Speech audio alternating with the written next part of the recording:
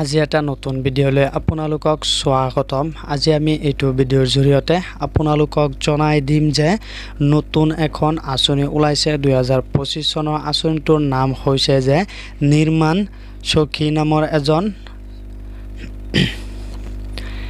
আজি এটা নতুন ভিডিঅ'লৈ আপোনালোকক স্বাগতম।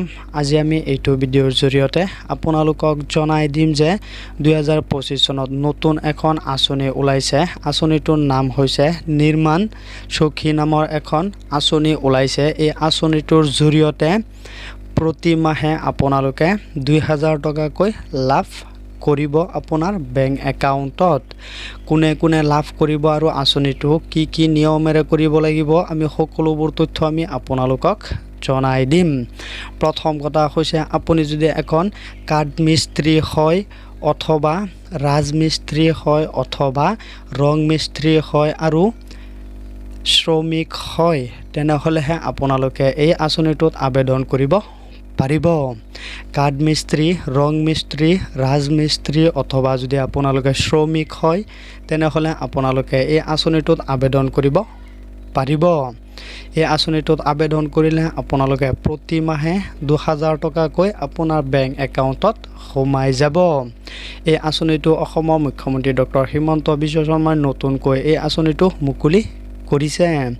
যদি আপোনালোকে এই আঁচনিটোত আবেদন কৰিব বিচাৰে তেনেহ'লে কেনেকৈ আবেদন কৰিব পাৰিব আৰু কি নিয়মেৰে আবেদন কৰিব লাগিব আৰু আপোনাৰ কি ডকুমেণ্টছ লাগিব, কেনেকৈ আপোনাৰ নিজৰ মোবাইলৰ জৰিয়তে ঘৰত বহি আবেদন কৰিব পাৰিব, এই সকলোবোৰ তথ্য আমি আপোনালোকক এইটো ভিডিঅ'ৰ জৰিয়তে জনাই দিম। ভিডিঅ'টো অলপ স্কিপ নকৰাকৈ সম্পূৰ্ণৰূপে শেষলৈকে চাই থাকিব।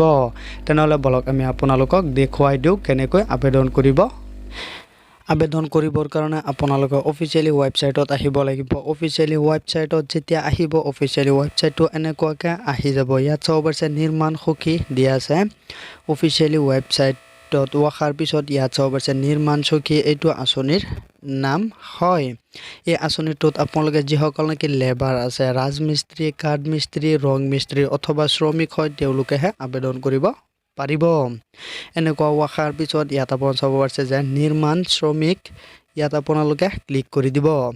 ক্লিক কৰি দিয়াৰ লগে লগে আবেদন কৰাৰ আগতে আপোনালোকে নিয়মসমূহ জানি ল'ব লাগিব যে আপুনি আবেদন কৰিব পাৰিব নে নাই, পিছতহে আপোনালোকে আবেদন কৰিব লাগিব। পঞ্জীয়নৰ মাপকাঠি ইয়াত চাব পাৰিছে নিৰ্মাণ শ্ৰমিকৰ বয়স 18 বছৰৰ পৰা 55 বছৰৰ ভিতৰত হ'ব লাগিব। যোৱা 12 মাহত নিৰ্মাণ সম্পৰ্কীয় কামত কমেও 90 দিন নিয়োজিত হ'ব লাগিব। আপোনালোকে কামটো মিনিমাম 3 মাহ আপোনালোকে কামৰ এক্সপিৰিয়েঞ্চ থাকিব লাগিব। আধাৰৰ সৈতে সংযুক্ত সক্ৰিয় মোবাইল নম্বৰৰ সৈতে আধাৰ নম্বৰ, আপোনাৰ আধাৰ কাৰ্ডৰ সৈতে মোবাইল নম্বৰটো লিংক আছে নে নাই, যদি লিংক থাকে তেনেহ'লেহে আবেদন কৰিব পাৰিব। ইয়াত চাব যে ই-শ্ৰমত পঞ্জীয়নভুক্ত হ'ব লাগিব আৰু ই-শ্ৰম UINSA নম্বৰ থাকিব। আপোনালোকে ই-শ্ৰম কাৰ্ড থাকিব লাগিব। ই-শ্ৰম কাৰ্ডৰ আপোনালোকৰ নম্বৰটো লাগিব। অন্য ৰাজ্যৰ শ্ৰমিকৰ বৰ্তমানৰ ঠিকনা কৰ্মস্থান অসমত থাকিব লাগিব যদি আপোনালোকে অসমৰ বাসিন্দা হ'ব লাগিব। পঞ্জীয়নৰ বাবে প্ৰয়োজনীয় নথি পত্ৰ আপোনাৰ কি নথি পত্ৰ লাগিব, ঠিকনাৰ প্ৰমাণ পত্ৰ আপোনালোকে য'ত বসবাস কৰে তাৰ প্ৰমাণ পত্ৰ থাকিব লাগিব। ঠিকনাৰ পৰা পৃথক ড্ৰাইভিং লাইচেঞ্চ, আপোনাৰ voter ID card, ration card, bank passbook, 90 দিনীয়া কৰ্ম অভিজ্ঞতাৰ প্ৰমাণ পত্ৰ, আধাৰ লিংক কৰা বেংকৰ পাছবুক, আপোনালোকে বেংক একাউণ্টৰ লগত আধাৰ কাৰ্ডটোৰ লিংক থাকিব লাগিব, বেংক পাছবুক থাকিব লাগিব, আপোনাৰ ভোটাৰ ID অথবা ৰেচন কাৰ্ড থাকিব লাগিব, আপোনাৰ আধাৰ কাৰ্ড থাকিব লাগিব। ই-শ্ৰম ID কাৰ্ড আৰু আধাৰ কাৰ্ড, ই-শ্ৰম ID কাৰ্ড আৰু আধাৰ কাৰ্ডটো আপোনাৰ লাগিব। যদি ই-শ্ৰম ID কাৰ্ড নাথাকিলেও আপোনালোকে আবেদন কৰিব পাৰিব। পৰৱৰ্তী নিয়মটো আমি আপোনালোকক দেখুৱাই দিওঁ যে নিৰ্মাণ শ্ৰমিক ইয়াত আপোনালোকে বহুতো ৱেবছাইট চাব পাৰিব। ইয়াৰ জৰিয়তে আপোনালোকে চাব পাৰিব যে আপোনাৰ পঞ্জীয়নৰ বাবে প্ৰয়োজনীয় নথি পত্ৰ আপোনালোকে প্ৰথমতে ৰেজিষ্ট্ৰেশ্যন কৰিব লাগিব। প্ৰথমতে ৰেজিষ্ট্ৰেশ্যন কৰাৰ পিছত আপোনালোকে অনলাইনত আবেদন কৰিব লাগিব। যদি আপোনালোকে অনলাইনৰ জৰিয়তে এই আঁচনিটোত আবেদন কৰিব বিচাৰে তেনেহ'লে এটা কমেণ্ট কৰি জনাই দিব, কিয়নো এইটো ভিডিঅ'ত যদি আপোনালোকক অনলাইন কেনেকৈ কৰিব লাগে সেইটো দেখুৱাই দিওঁ তেনেহ'লে ভিডিঅ'টো বহুতো ডাঙৰ হৈ যাব।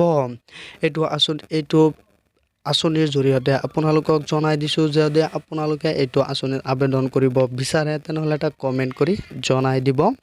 পৰৱৰ্তী ভিডিঅ'ত আমি দেখুৱাই দিম কেনেকৈ আবেদন কৰিব লাগে।